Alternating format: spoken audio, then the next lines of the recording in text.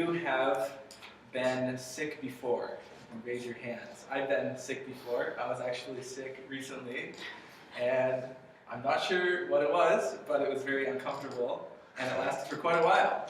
And there is a lot of talk on the flu. You may have heard recently more and more places are mandating the flu vaccine. And since 2009, we probably all remember the swine flu.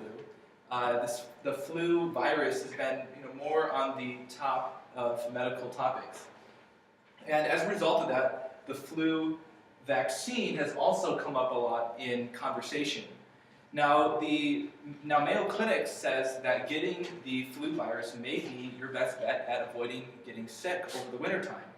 And I want to look a little bit at that statement and whether or not that is true. So to start with, I want to talk about what a vaccine is. A vaccine is essentially something that is given to your body, put in your body to cause a resistance, a natural resistance to that microbe. So for example, a chopped up piece of a virus that is inactive would cause your body to build antibodies against that virus. So if it's whatever virus it is, a certain type of virus has certain characteristics. It may be the shell of the virus that your body will build antibodies against, or it may be a certain piece of RNA that the virus has. So there's many different ways that a vaccine can be given, but most of the time it's a small piece of a virus that has been altered in the laboratory somehow and grown and then put into shots or something else that you can put in the body. And the most common ways are that those inactivated microbes are put in is through a needle, through the mouth, or through aerosols. So something like a nasal spray that you can get a vaccine through. And that's one of the ways that the flu vaccine is actually given is through an aerosol. Now, I want to talk about the flu virus itself. So there's obviously many different types of vaccines that you can get for different infections. Many different viruses, but the flu vaccine in and of itself the flu virus in and of itself has three major types. So you have the type A influenza, which causes seasonal epidemics. And the type A virus is the current influenza A is the H1N1 and the H3N2. These are just the main classifications of the subtypes. But among the subtypes, you have many different strains. So there's actually many different types of influenza A virus. Now, you might have heard about the swine flu, the H1N1.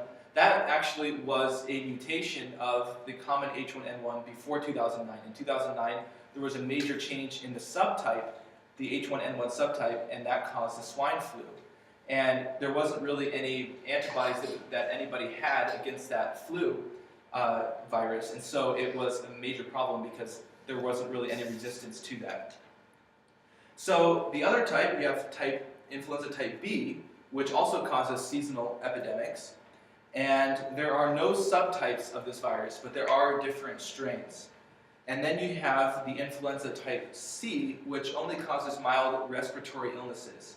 And it's not involved in epidemics. At least that's what the current understanding on those viruses is that they are just more involved in more causing just smaller sicknesses.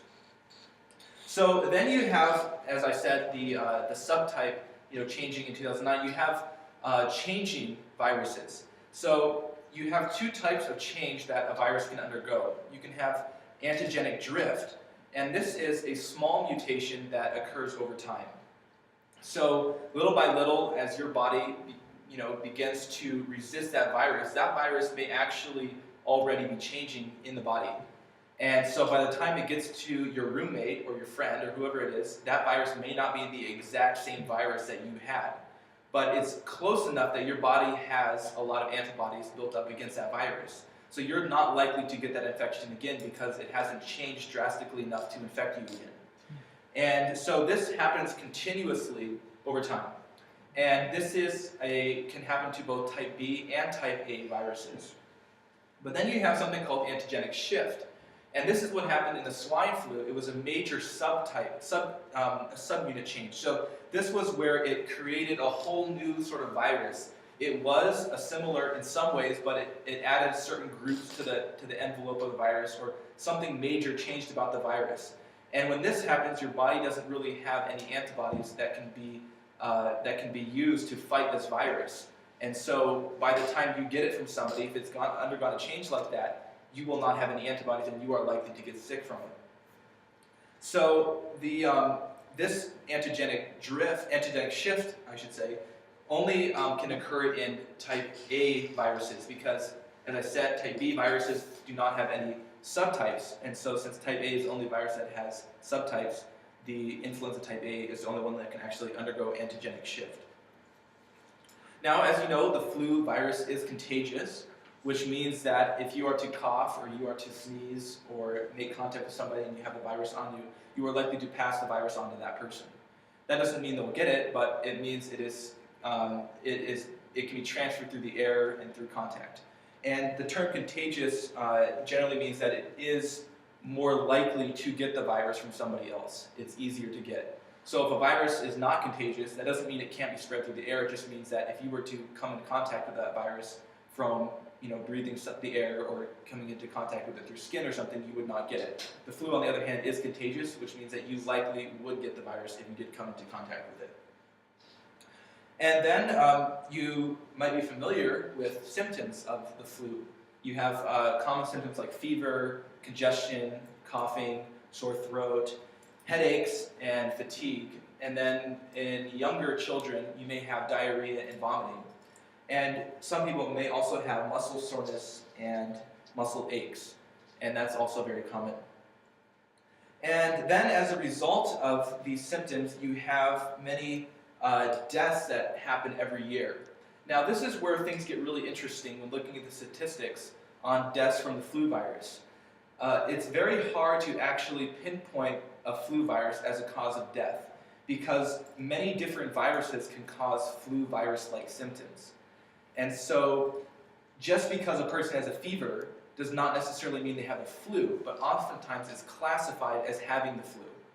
So a typical cold virus, the rhinovirus, may cause a fever, may cause congestion, but that will not likely cause death, but that would be considered the flu. So it's really hard to pinpoint exactly what is the flu virus and who has the flu virus, and that can make it hard attributing the flu virus to causes of death. And the other reason that it makes it hard is because the flu virus may just weaken your immune system. And so it is not the actual direct cause of death. It's just weakening the immune system. And you may have already had a weakened immune system beforehand, and you get the flu virus, and that's just the last straw that ends up killing you. But for some people, it may be the first thing, especially in older people, and then after that weakened immune system, they may be more susceptible to other diseases. And as a result, you can have more serious complications. So that is often the reason you have death from the flu virus is the breakdown in the immune system. It's not necessarily the flu virus kills you, although in some cases it may.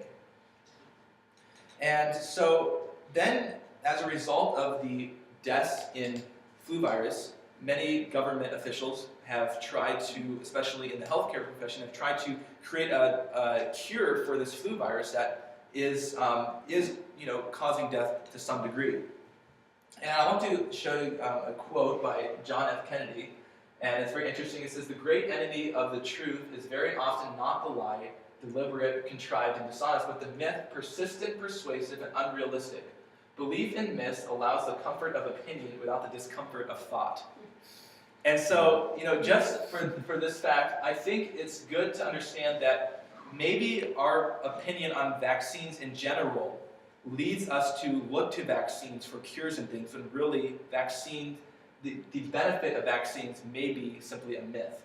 And so I'm going to talk about vaccines in general before I talk about the actual flu vaccine in and of itself. So here is a graphic from Forbes, and it was in an article that was talking about what our world would be like without vaccines.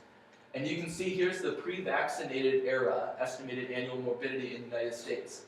And you can look at the percent decrease from left to right. And you notice that almost every single one is above 90% decrease. You even have 100% in several.